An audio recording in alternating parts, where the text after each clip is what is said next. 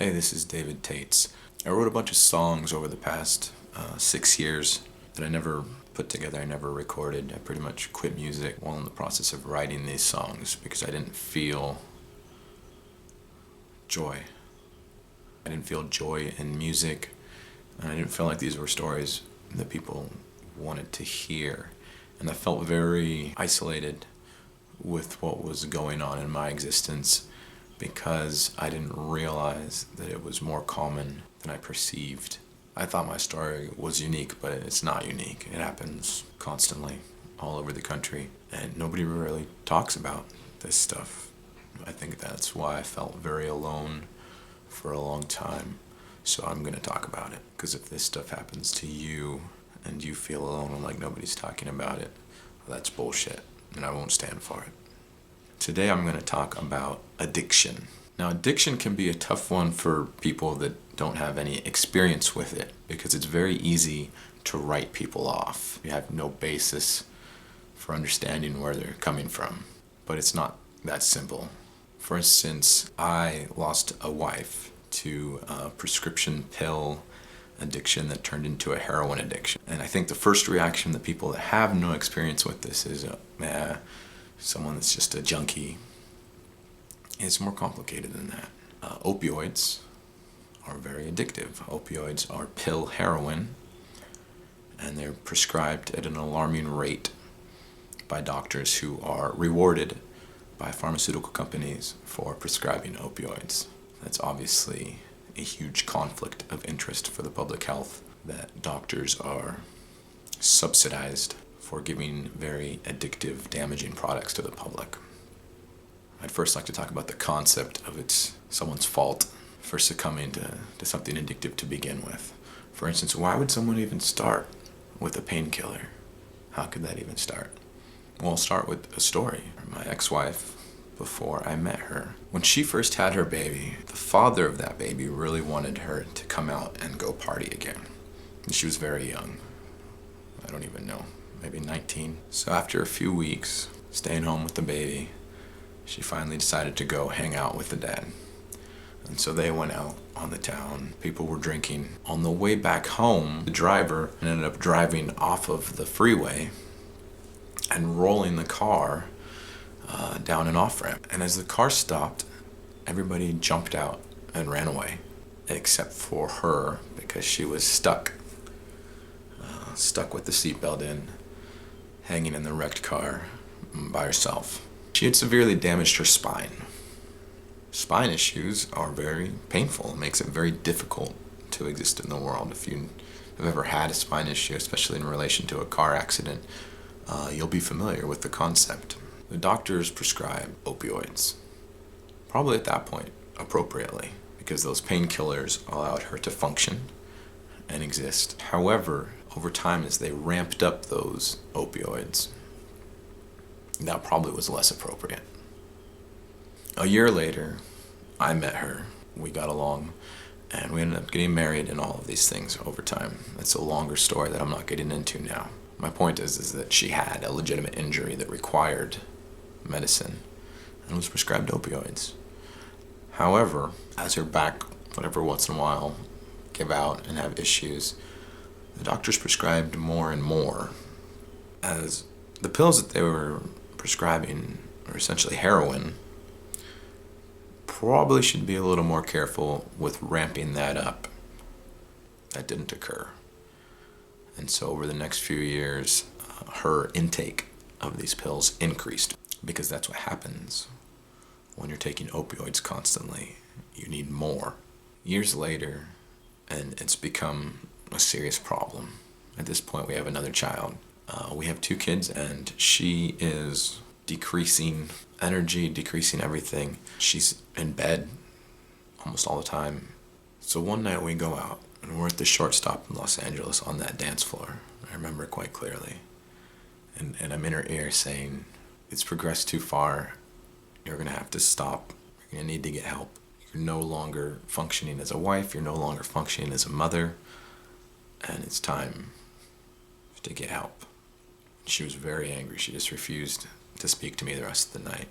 The way that I remember it is when I finally drove home that she had a problem and that she was going to need to get help in order for us to continue to exist as a family. She was like a marionette with her strings cut. That's what her soul looked like inside, just fell. So we got a taxi home and go to bed.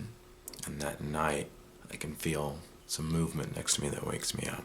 And I roll over and she's covered in like a bunch of jackets and sweaters and pajamas. Like she's just bundled up.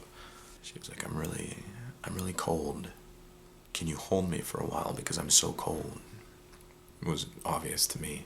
She had taken all of the pills that she had remaining. Faced with the prospect of getting help and being cut off from opioids, she had instead chosen to overdose and die in the process. But I was awake, so we got her to the hospital. They pumped her stomach, they did all those things. And they held her because she had intent to harm herself. So they held her and she was placed in a ward. And the idea was to get off of the opioids. But while there, she ran into people that pointed out that with opioids not available, heroin was, and it was essentially the same thing, and a lot cheaper. So she left. She started heroin. And after she left, every few months, I get a phone call randomly from a hospital saying, we have your wife here. She's overdosed. She survived, but we don't know what to do with her, and you're the contact in here. And that would happen fairly often. And so I grew terrified of phone calls from unknown numbers.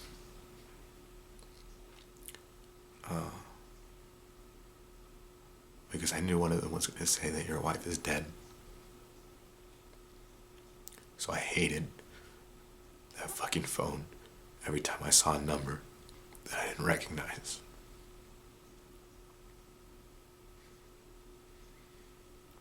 This mother that loves her babies and who hated things like, she just thought that heroin was the most dirty thing of all time. It didn't make any sense to me. But that was before I knew all the things that I know now, such as in the past 16 years, there has been a 400% increase in prescription drug overdose deaths, which is pretty alarming, you would think. This is coupled with a 300% increase in heroin overdose deaths. These things are related because what happens is people start on prescription pills prescribed to them by their doctors, not being told that these are essentially heroin in pill form. And they get addicted to a point that they need more and more. And when they're finally cut off by the doctors who have been prescribing this to them, they are already addicted to heroin. Street value for pills is ridiculous. People can't afford it. And so they switch to heroin. At this point, prescription pill and heroin overdoses kill more Americans than car crashes. It is the number one cause of accidental death in the U.S. Now, some people aren't going to want to hear this part. Why is it that in 16 years, opioid production could go through the roof? How is it that so many people could be prescribed these things? Where did this market come from? Well, if you're familiar with how the United States military functions, we tend to go into places when they have something that they can provide us that we will profit from. A lot of people were very confused about the United States attacking Iraq and Afghanistan after 9/11 when most of the hijackers were Saudi Arabian. How does that make any sense? Well, in Iraq is pretty well figured out. Well, they have oil production. That part made sense. But why Afghanistan? Well, what could Afghanistan have to offer? Well, what a lot of people don't realize is that Afghanistan produces 85% of the world's opium. 85%. Maybe it's just coincidental that after we went into Afghanistan, prescription pill overdoses increased 400% and heroin overdoses increased 300%. Possibly it's a coincidence, right? U.S. couldn't be that. evil. Except after US took control of parts of Afghanistan and said, oh, well, we're wiping out these fields and things like that. What happened instead was that opium production in Afghanistan doubled. Production has doubled since the US took over areas. Common sense tells me I lost my wife and that my children lost their mother, and that somewhere out there are people who profited from this. And I'm supposed to just live with that. But I digress. So she left. I placed one child with her grandparents and the other child with the other set of grandparents. And I traveled between. And I'd wake up and I'd be alone in a house that was normally filled with children's laughter. It was filled with wonderful smells coming from the kitchen. The way that a morning used to go before all of this happened was that two little girls would run into our bedroom and they'd jump on the bed and slap our faces and blow on our ears and stuff like that. And I would wake up earlier than her, so I'd be like, all right, I'll get up. And so I'd walk into the other room and we'd turn on cartoons, and little girls would paint my toenails, all different colors, green and yellow and orange and pink. So they'd paint my toenails, and then they'd grab their mama's makeup and they'd put makeup on my face too. And after we watched a few cartoons and I was nice and pretty, I'd go wash off the makeup. I'd leave my toes, because why not? And we'd go to the donut store. We'd get donuts, and I'd get coffee, and they'd get chocolate milk. And Indy would always spill her chocolate milk for some reason, because as a toddler she was incapable of handling chocolate milk. And then we'd go to the thrift store, because we were broke. And so we'd go to the thrift store and look for treasures, and we'd find something for Mama. And Mama really liked owls, so we'd find something with an owl, and we'd buy this $2 treasure and bring it back home. And by the time we got home, she'd be in the kitchen cooking refried beans and plátanos and a lot of good things. And so that used to be Saturday morning. But it wasn't anymore. The house was just empty. It was me. And there was no laughter. There was no wonderful smells coming from the kitchen. But I did have my guitar. So I wrote this song about having the favorite parts of my existence stripped away from me. It's called Lagrimas con Crema. Tears with your cream. Because we used to put cream on top of the plátanos. Sprinkle sugar.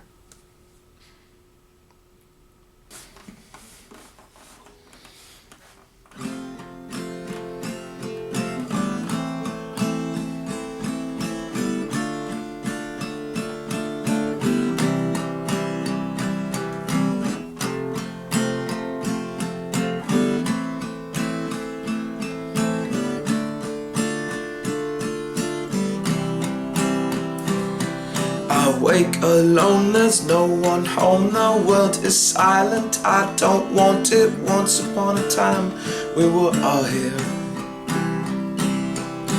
Laughter, coffee, beans con crema, come and take a shower with me. The girls will be fine for a little while. I'll buy donuts, we'll go shopping, Goodwill and Salvation Army. We can buy more owls for home. No more my wife chose her white pills over me. Hey,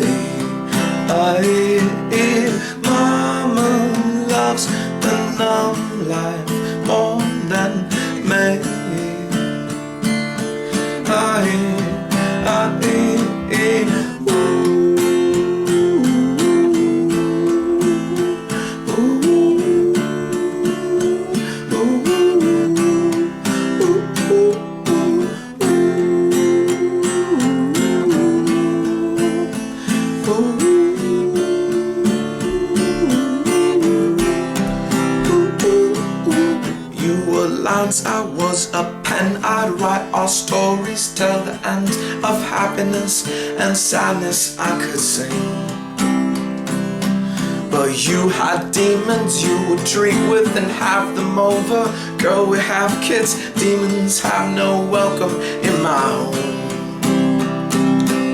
Sleepless nights and senseless fights, betrayals in the fading light. You were selfish, you were wicked, you were home. No more wife chose her white pills over me.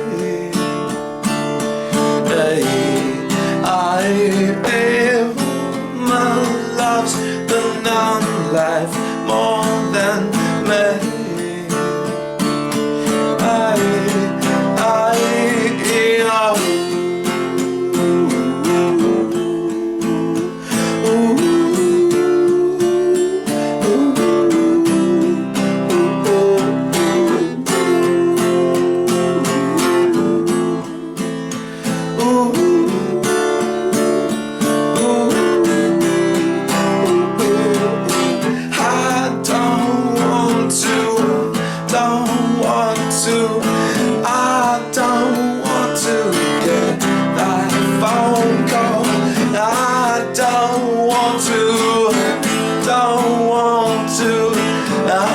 Don't want to get that phone call.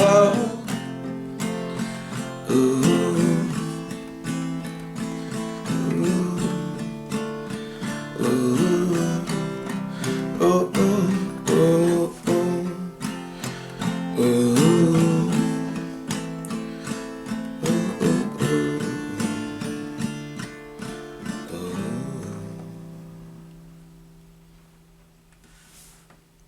2012, doctors wrote 259 million opioid prescriptions, enough to give every single adult in the United States a full bottle of pill heroin.